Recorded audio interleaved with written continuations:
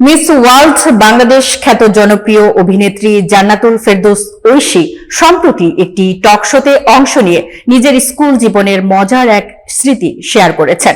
পর্দায় শান্ত ও লাবণ্যময়ী রূপে দর্শকের মনে স্থান করে নেওয়া ঐশী বাস্তবে ছিলেন একেবারে অন্যরকম। বিস্তারিত ডেস্ক রিপোর্টে।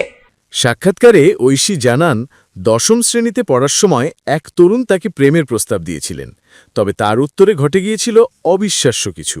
ঐশী বলেন, প্রেমের প্রস্তাব দেওয়ার প্যাটার্নের থেকে বড় কথা, প্রেমের প্রস্তাব দিয়েছিল এমন একজনকে আমি ক্রিকেট স্ট্যাম্প দিয়ে পিটিয়েছিলাম।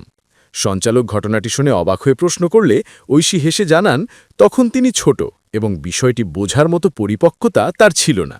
স্মৃতিচারণের সময় ঐশী কিছুটা লজ্জিত হয়ে সেই তরুণের কাছে ক্ষমাও চান। তিনি বলেন, সরি, আমি তখন ইম্মেচিওর ছিলাম, আই এম সরি। আমি এখন তাকে উদ্দেশ্য করেই বলছি। স্কুল জীবনের এই মজার অভিজ্ঞতা শেয়ার করার সময় ঐশীকে হাসি খুশি ও খোলামেলা মেজাজে দেখা যায়।